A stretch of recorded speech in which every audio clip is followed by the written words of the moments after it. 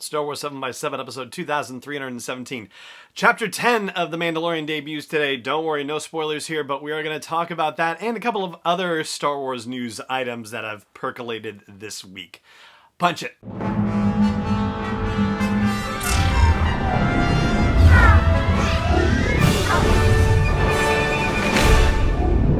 Hey Rebel Rouser, I'm Alan Voivod and this is Star Wars 7x7, your daily dose of Star Wars joy, and thank you so much for joining me for it. So today, Chapter 10 drops, and we still don't know the title of the episode yet. All we know is that logline that I mentioned to you, I think, earlier this week, where the Mandalorian must escort a passenger with precious cargo on a risky journey, and that is as much as we know about it so far. Of course, I'm saying so far because of the time at which I'm recording this episode, which is before the Mandalorian episode is actually going to drop. Funnily enough, it drops at the exact same time, or at least it's supposed to, as this episode itself drops. So, yeah, it's looking into the future. And I have to say, considering that a lot of what we saw in trailers and commercials for Season 2 of The Mandalorian actually appeared in the first episode, it stands to reason that stuff we've already seen would appear in this episode as well. And so, yeah, the mind does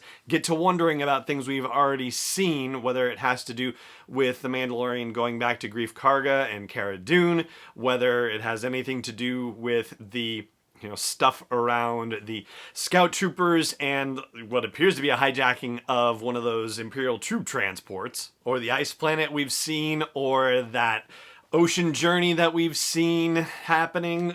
Yeah, there's a lot to wonder about, to be sure. It's kind of interesting that when we see the Mandalorian and the child walking on those docks where the Quarren are working as longshoremen and whatnot, and where we see Sasha Banks hiding in the background watching them and whatnot, it doesn't seem like anybody else is with the child and the Mandalorian, so, maybe that's not the situation we're seeing, potentially.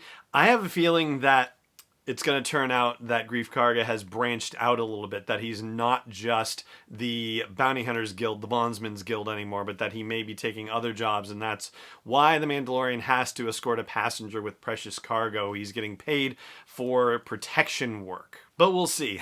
Either it will have already been proven wrong by the time you hear this episode, or I'll be amazingly prescient. We will see. Anyway, as far as the Mandalorian and the child go, the Season 2 episodes of The Mandalorian are not going to be the only TV situation, the only streaming situation where they appear. No, it turns out that they're actually going to be in the LEGO Holiday Special as well. And they've just come out with a trailer for that holiday special, which is basically, it's 42 years after the original Star Wars Holiday Special. So yeah, hopefully a lot of time has gone by to live that down, and yet, I certainly hope that they are going to have some fun with that in the LEGO special. If so, they are keeping it under wraps. But, the other thing I have to say is that when you think about The Rise of Skywalker and what some folks have talked about as the frenetic pacing, if you will, the freight train-like delivery of the movie. Larry Kasdan talked about that with The Force Awakens, that the whole thing moved like a freight train. Well, if he thought that moved like a freight train, then The Rise of Skywalker moved like a bullet train for sure. And it looks like the LEGO Star Wars Holiday Special has that same kind of energy. But for all of the talk about The Rise of Skywalker and about the completion of the Skywalker Saga, it's really been a bit of a vacuum in a way, because it ended and then there was nothing. There was no anything beyond it. And of course, the coronavirus and the pandemic shutting things down, that obviously contributed to it, but it didn't seem like at the time even that The Rise of Skywalker was going to be in theaters for nearly as long as the previous two movies, The Last Jedi or The Force Awakens, and it certainly wasn't getting the same sort of victory lap reviews that the previous two movies have gotten in terms of the actual, quality of movie critics' reviews and the, overwhelming praise that those two movies got. So apparently this LEGO Holiday Special, which is coming out on November 17th, is going to take place after the events of The Rise of Skywalker, and we'll talk briefly about LEGO canon and what that actually means. eventually here in this episode. But the fact that it takes place after the events of The Rise of Skywalker and that they are having their first Life Day celebration after those things, honestly, yeah, I know it's Lego. I know it's really meant for kids, just like, the Star Wars movies are really meant for younger audiences, but Lego really meant for kids. And yet, still, it is such a joyful enterprise and joy-filled enterprise that I'm really looking forward to checking this out. And the fun that they have with it, just watch the trailer. I will link to it in the blog post for this episode, the show notes, so that way you can check it out if you haven't already. It is just so much fun. There's time travel stuff happening too, so all eras are going to be mashed together, so it is just going to be insane. It's going to be hysterical. Also, randomly and completely unrelated, there's been a discovery of a planet hundreds of light years away that seems like it might as well be Mustafar. It's so close to its sun that its oceans are made of lava and it rains rocks. It's so hot that it vaporizes. And so basically you're breathing a fine rocky mist, which is good fun too.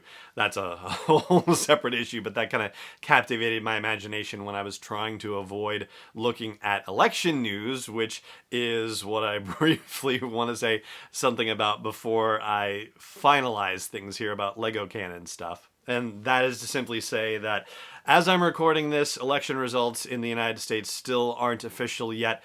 And so we don't know if they're going to be official today, if they're going to be official tomorrow, if it's going to take until Nevada says November 12th when they're done with their ballots and legal challenges and all that. So just breathe, be calm, and find ways to step away. I have done a poor job of that today, to be sure, because I thought maybe today would be the day.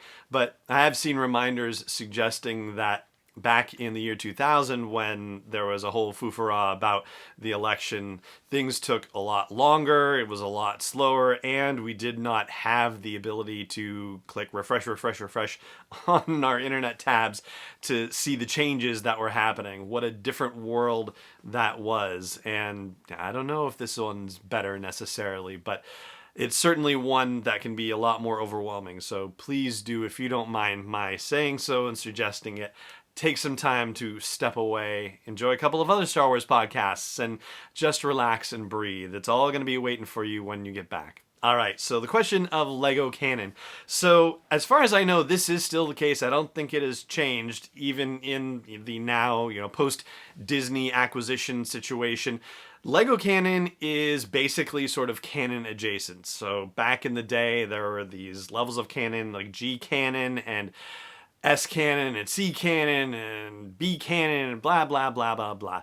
Well, that all got flattened so that it was just the movies and the Clone Wars cartoon series when Disney did the acquisition and then rebooted the canon in April of 2014. The Lego stuff is its own thing, but it is canon adjacent in the sense that it is not going to do something that utterly contradicts what canon storytelling narratives are. So if you're doing any trivia contests or anything like that, they'll probably have to tell you, hey, this happened in the LEGO Star Wars Holiday Special. It probably won't be introduced to you as something that's part of the canon that you have to memorize and study or anything like that. Just, it's all in good fun, which is ultimately what this whole Star Wars thing is supposed to be about. It's supposed to be in good fun, so I hope that you decide to enjoy it. If you have access to Disney Plus, then check out the LEGO Star Wars Holiday Special. I'm really looking forward to checking it out and sharing it with the family, and I'm looking forward to Chapter 10 of The Mandalorian, which drops today as well, and we will talk about that in due course. Of course, but for now, that is going to do it for this episode of the show. Thank you so much for joining me for it, as always, and may the Force be with you, wherever in the world you may be. Star Wars 7x7 is not endorsed or sponsored yet by Lucasfilm Limited, Disney, or 20th Century Fox, and is intended for entertainment and information purposes only. Star Wars, the Star Wars logo, all names and pictures of Star Wars characters, vehicles, and any other Star Wars-related items are registered trademarks and/or copyrights of Lucasfilm Limited or their respective trademark and copyright holders. May the Force be with them. All original content is copyright 2020 by Star Wars 7x7. We hope you love it.